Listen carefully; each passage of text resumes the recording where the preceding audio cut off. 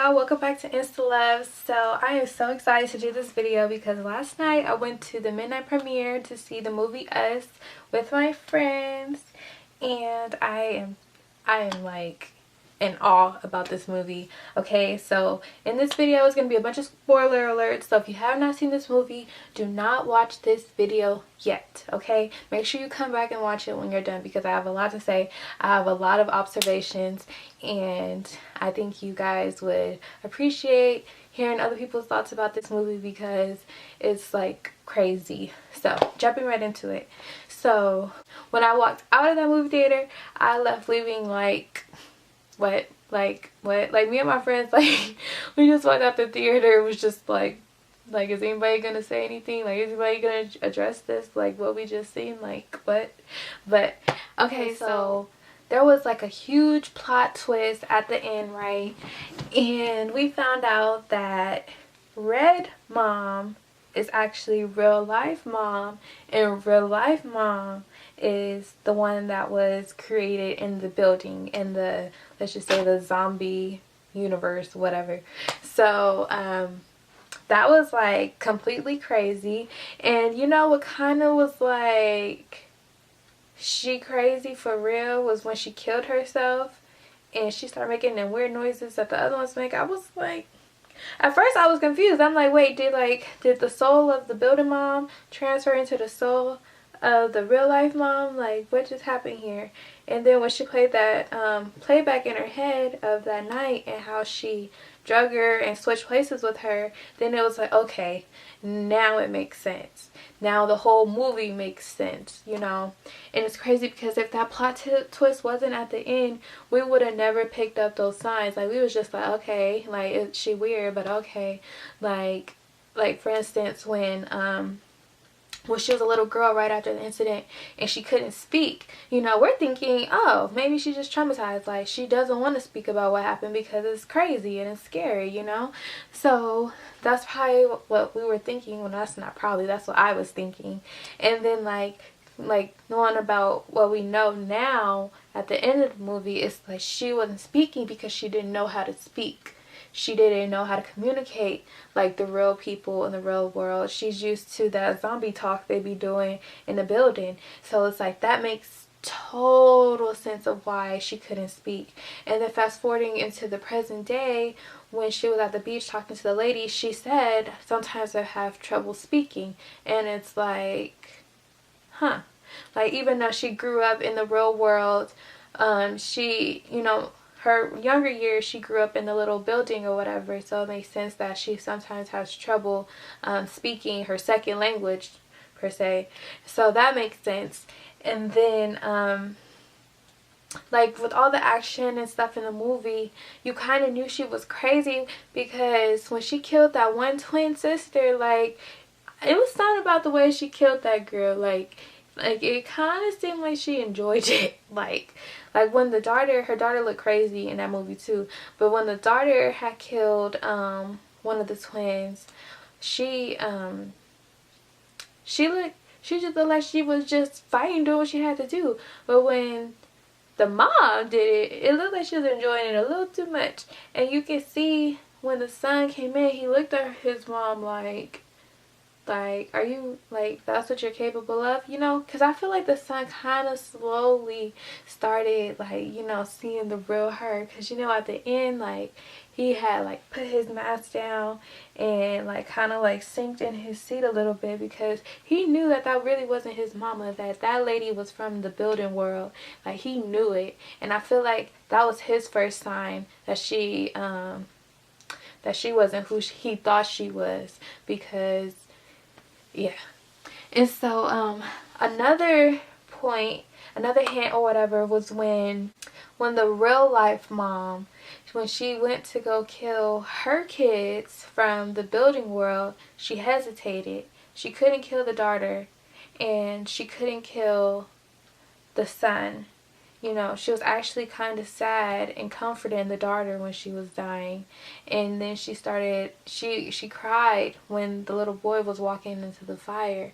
And, you know, I'm thinking to myself, like, okay, maybe she just doesn't want to see her kids cry. I mean, her kids die.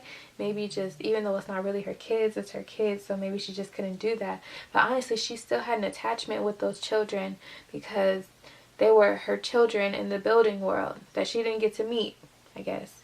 So that was pretty like, because I was really wondering, like, girl, if you don't kill that girl, like, what you doing? Like, what are you doing?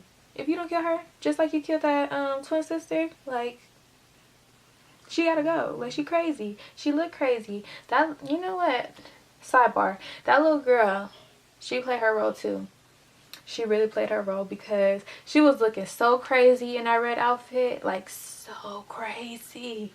I was scared of her more than I was scared of the mama. The mama freaked me out, but she freaked me out too. Like, her big eyes, like, loved it. Like, yes, because that little girl played her role. But yeah, so that was another hint as to the swap. And there was another hint of the swap. Another hint to the swap was when Lupita, as the red mom, how she was the only one out of all the zombie building people, that could actually form sentences. Like, her English wasn't perfect, but she was the only one that could communicate. The rest of them just made noises and sound like straight zombies and had weird, like, animal type calling sounds. She was the only one that can speak, and it's crazy because I never questioned why she the only one that can speak until the end. I never questioned it, never paid attention to it. I was just like, okay, it is what it is. She can speak. I don't know, maybe she's just a smart one, I don't know, but she was the only one. And it's like, after seeing the end, it's like, oh, she was the only one because she was the real life person. She had that was her first language. English was her first language, you know, growing up as a kid, and she probably didn't get to practice as much or practice at all in her new world in the building, but she has some type of knowledge of how to communicate and how to speak, and very basic, because at that young age, you know, your vocabulary is basic. And so that makes sense. That was a great hint.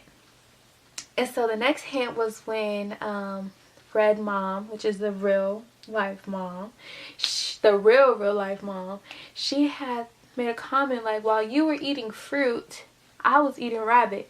And, you know, for me, it's just like, okay, I don't know how she knows she eating fruit, but it's just like, oh, I would be mad if I had to eat rabbit too. And that's the point. I would be mad if I had to eat bloody rabbit if I'm used to eating fruit. But if I grew up eating bloody rabbit is a delicacy. And like, hey, bloody rabbit, you know. So it totally makes sense that she was upset about having to eat rabbit when she would prefer to eat fruit. And it's like, that was another hint that we did not pick up. And then, speaking of that scene as well, when the mom, the red mom, when she said, while you married this man, I was forced to marry a person that I had no connection with. And I was forced to give birth to two kids who, like, basically I have no connection with. And it's just like, knowing what we know now, of course you wouldn't have a connection with these people because they weren't born the same. They didn't grow up the same, you know. Like, she was forced to marry probably weirdos, because any of us in that situation, like, we would be like, okay, this is where we are now, but we would be like, I'm not kissing him. I don't care if I'm stuck here, I'm not kissing him. Like, you know, so like, it totally makes sense that she didn't have no real connection with that man because she probably couldn't at the time, like, communicate well with him yet. Like, you know, she was just kind of like going with the motions. You know how everything was just like mirrored, and I wouldn't be able to adjust to that either. So that makes perfect sense as to why she didn't have a connection with those people.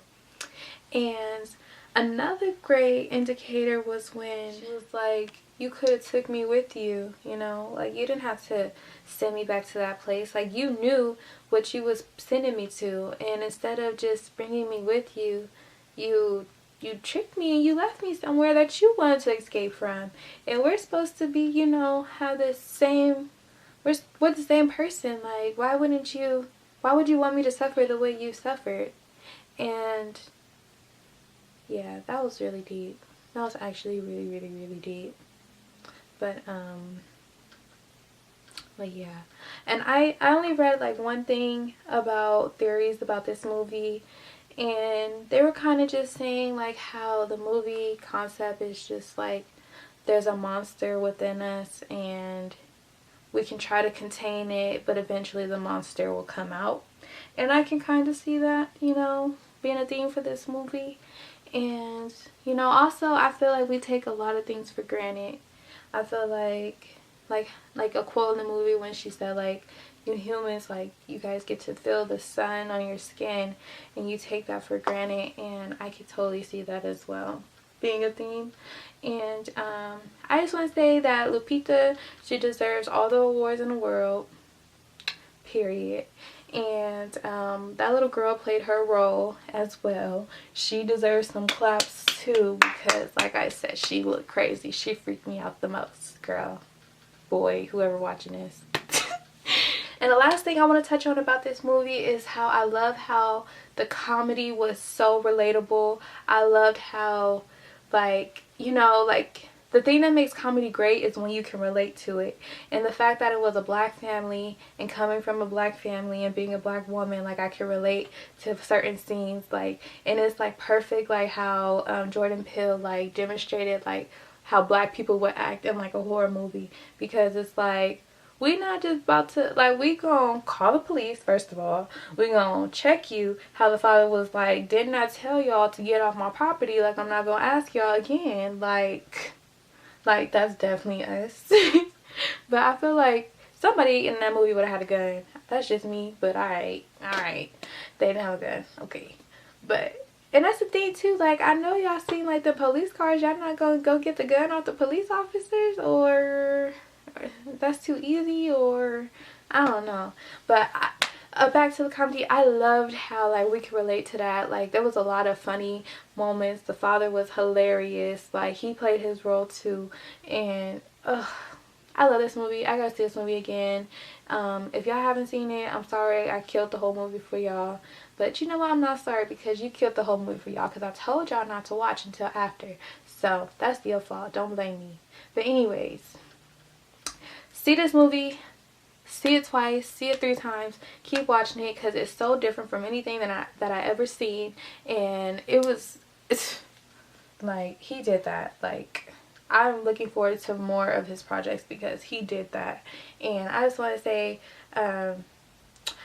thank y'all for watching this video. Make sure you like, comment, and subscribe. My boyfriend, he's at home right now. I went to go see the movies with my friends, so hopefully he doesn't watch this video until after he sees the movie, because it's really, really, really great, y'all. Y'all have to see this movie, and I'm out. Bye.